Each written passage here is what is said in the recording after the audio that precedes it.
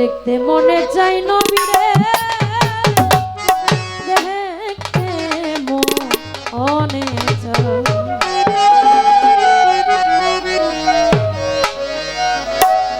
মক্কায় জন্ম দিলেন নবী, মক্কায় জন্ম দিলেন নবী, তাই গো সুন্দরী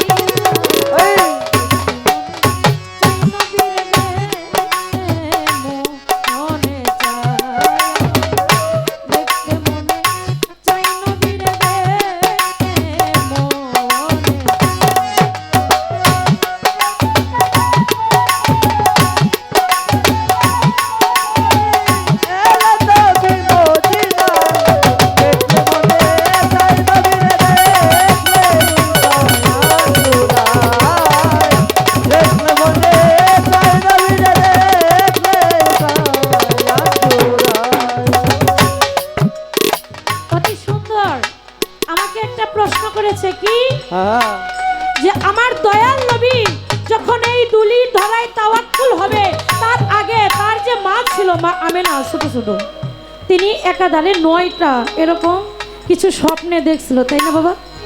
এগুলো কি কি বাবা? সাধারণত আমরা যারা দুনিয়ায় আসি, আমরা যখন আসি আমাদেরকে বলা হয় জন্মগ্রহণ করছে, কিন্তু আমার দয়াল নবীর বেলায় তিনি জন্মগ্রহণ করে নাই, তিনি তাওয়াক্কুল হয়ে আসছে, তিনি তাওয়াক্কুল নিয়েছে। তিনি সাধারণ শিশুর মতো না, তিনি জন্মগ্রহণ করেছেন পবিত্র অবস্থায়, পবিত্র অবস্থায় এই ধুলির ধরায় তিনি তাওয়াক্কুল হয়েছে। আমার দয়াল নবী যখন মা আমেনার গর্ভে ছিল, তখন মা আমেনা দেখলো তার থেকে একটা নূর কিংবা আলো নির্গত হচ্ছে। এই নূরের আলো এটা এমনই ছিল যা শাম দেশের প্রাসাদগুলোকেও ওই নূরের আলোতে আলোকিত করেছিল। শুধু তাই না, দয়াল নবীকে আমার মা আমেনার গর্ভে যখন দয়াল নবী ছিল, মা আমেনা লক্ষ্য করে দেখে আল্লাহর তরফ থেকে মা আমেনার খেদমতের জন্য বিবি মরিয়ম বিবি এবং বিবি আসিয়া বিবি মা আমেনাকে সাহায্য করার জন্য আল্লাহ তাআলা পাঠিয়েছিল। এভাবে আরো আছে। আমার দয়াল নবী যখন মা আমেনা দয়াল নবীকে গর্ভে নিয়ে একদিন মুতালেবের কাছে মা কেঁদে কেঁদে বলতেছে, আমি স্বপ্নে দেখলাম আমার নাকের ফুলটা কোথায় যেন পড়ে গেল। এই নাকের ফুলটা পড়ে যাওয়ার কারণ কি? তখন মুতালেব বলতেছে, মাগো, নাক ফুল পড়ে যাওয়ার কারণ হলো তুমি তোমার স্বামীকে হারিয়ে ফেলবে।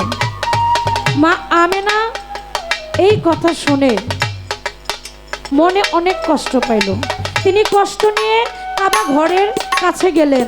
কাবা ঘরের কাছে যখন গেল, কাবা ঘরের সামনে যাওয়ার সাথে সাথে কাবা ঘর একেবারে হেলে মা আমেনার কাছে এসে পড়ল। মা আমেনা বলে মনে মনে, আমি এমনই হতভাগা যে আমার দুঃখ কাপড় শুনতে চায় না। তখন কাবাগর আল্লাহ পাককে বলতেছে, হে আল্লাহ পাক, আপনি আমার মুখের জবান খুলে দেন, আমি মা আমেনার সাথে কিছু কথা বলতে চাই।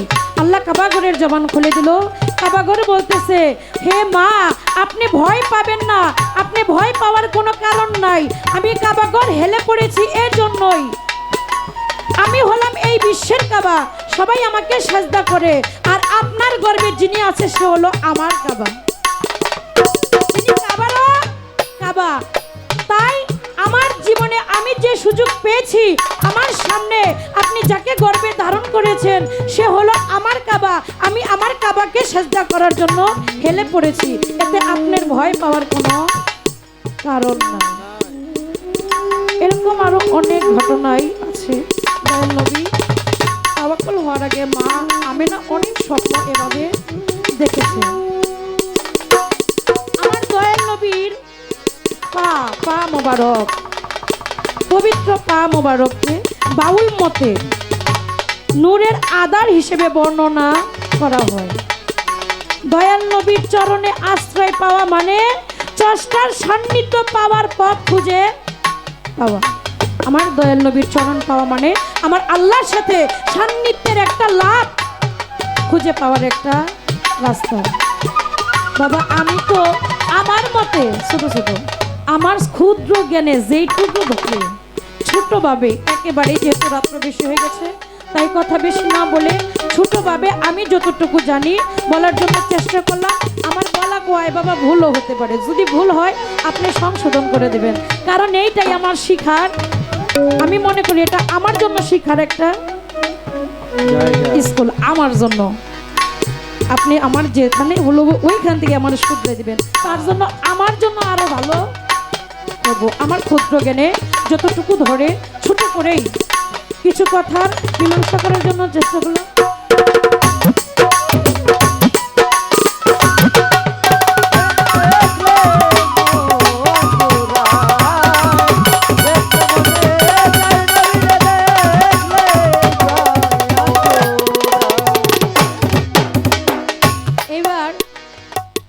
যেহেতু তাকে দাঁড়ানোর জন্য কিছু সময় দিতে হবে, তাই তার কাছে ছোট করে কিছু কথা আমি জানার জন্য চেষ্টা করব। ওরে যেইভাবেতে দিলার পাল্লা ধর্মরা যশোরে, গল্প করে বলবো কথা, গল্প করে বলারে বন্ধু।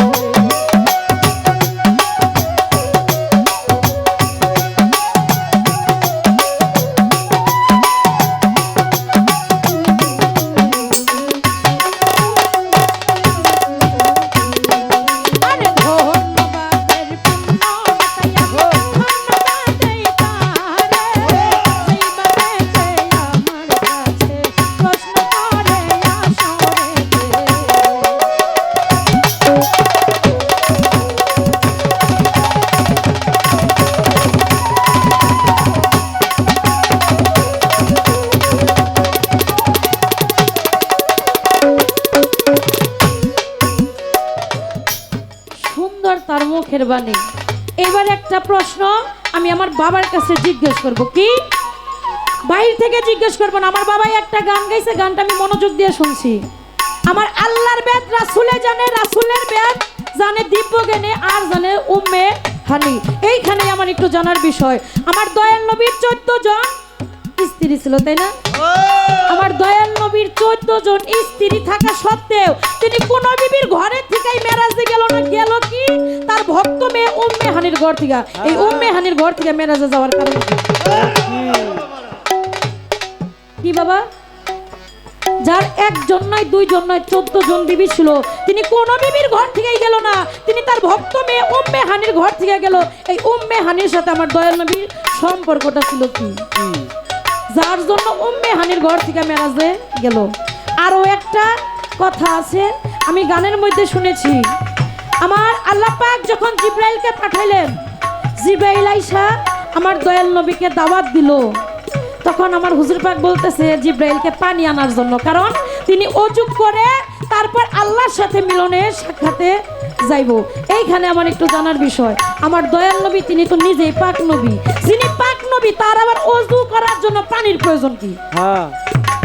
কি বাবা? আমার হুজুর পাক কিন্তু পাক, তিনি সদা সর্বদাই পাক, পাক নবী। শুধু তাই না, আমার হুজুর পাকের প্রস্রাব মোবারকও পাক, পায়খানা মোবারক পাক। তার একটু প্রস্রাব পায়খানার জন্য সবাই হা করে থাকতো। যে নবী পাক নবী, যে নবী সৃষ্টি না হইলে কোনো কিছুই সৃষ্টি হইতো না, যার থেকে পানি উৎপন্ন, সে কেন পানি চাইলো মেরাজে যাওয়ার জন্য? যার থেকে পানি সৃষ্টি, আমার হুজুর পাক থেকে সমস্ত কিছু যদি সৃষ্টি হয়, পানিও আমার হুজুর পাক থেকেই সৃষ্টি। তাই যদি হয় যার থেকে সৃষ্টি সে কেন পানি চাইলো মেরাজে যাওয়ার জন্য? রাত্র বেশ হয়ে গেছে, তাই ছোট করে দুইটা কথা বললাম।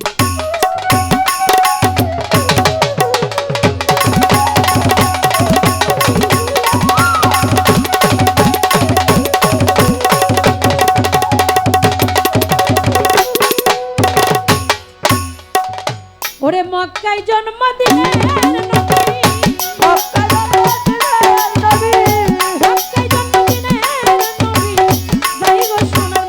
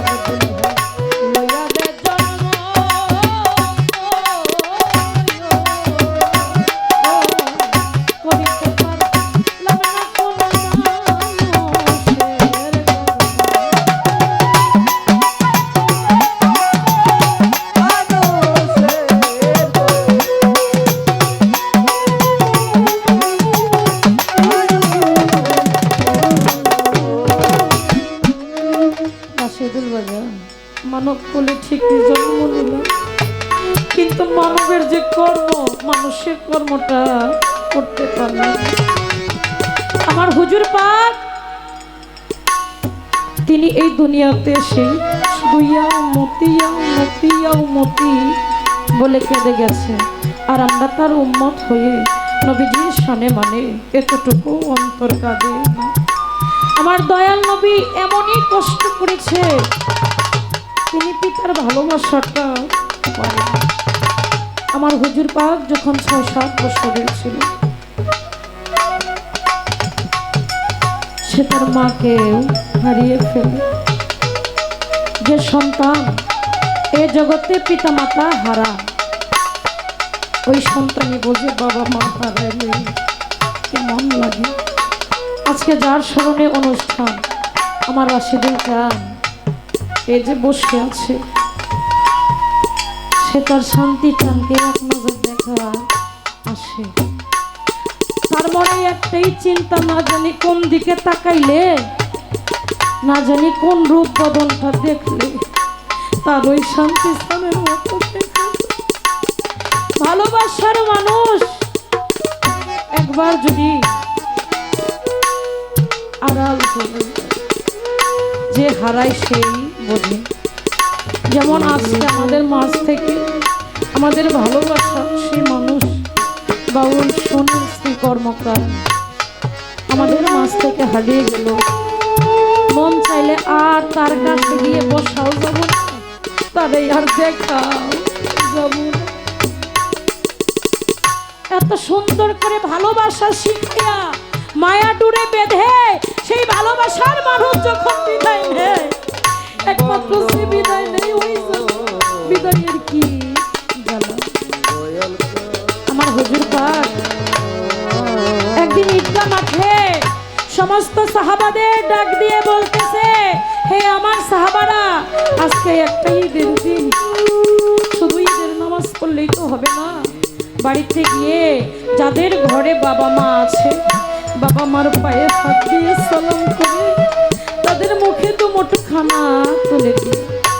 কারণ কোনো সন্তান যদি নেয় নিয়তে ভালোবেসে বাবা মার মুখে খানা তুলে দেয়, ওই খানা যেন স্বয়ং আমার আল্লাহ পাক হুজুর পাক এই ভাষণ দিয়ে যখন রাস্তা দিয়ে আসে, লক্ষ্য করে দেখে ছোট একটা বালক ৫-৬ বছরের হবে, হাও মাও করে কান্নাকাটি করে। আমার হুজুর পাক বলে, হে বলো, আজকে একটা ঈদের দিন, তুমি এভাবেই কেন কান্নাকাটি করো? আমার হুজুর পাক বলে, তুমি কেন কান্না করো?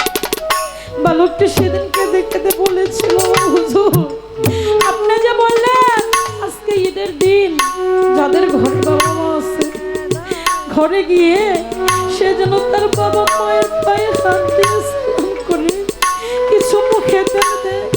হুজুর আপনি জানেন, এই জগতে আমার কোনো বাবা নাই, এই জগতে আমার একটা মাও নাই যে আমার টান দিয়ে বুকে লইয়া আমার ভালোবাসা দিত।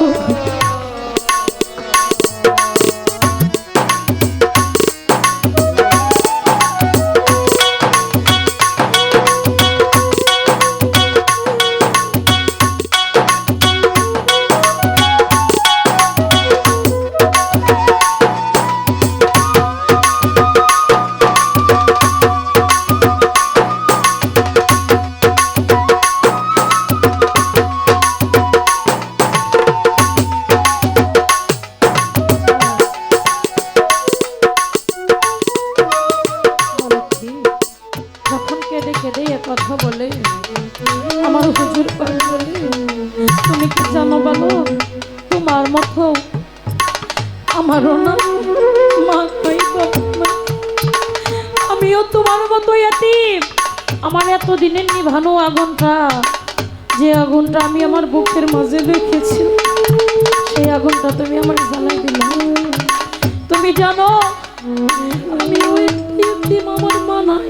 আজকে যদি আমার ঘরে একটা পাগল মাও থাকতো, আমরা যারা আছি গান শোনার জন্য, এখন যে রাত, সন্তান যত রাত্রই হোক না কেন ঘরের বাহির থাকলে ঘরে ঢোকার সাথে সাথে মা জননী ভিতর বাড়ি থেকে জিজ্ঞাসা করে, বাবা তুমি আইছো? ওই মাটা জানে এই জগতে নাই, ওই সন্তানটাই বোঝে মা কি জিনিস। যে বাবা নিজে কষ্ট করে রোদ্রে পড়ে বৃষ্টিতে ভিজে সন্তানকে কষ্ট দেয়, ওই জনম দুঃখী বাবা যার সই লাগেছে, ওই ছেলেটাই বোঝে বাবা হারানোর কি জ্বালা। আর আমার রাশেদুল চান বোঝে আমার শান্তি চানকে হারানোর কি জ্বালা। আজকে এত সুন্দর একটা মিলন মেলা সাজাইয়া, সেই বাড়ি, সেই ঘর, সেই জায়গা সমস্ত কিছুই আছে, কিন্তু আমার সেই দরদিটা আর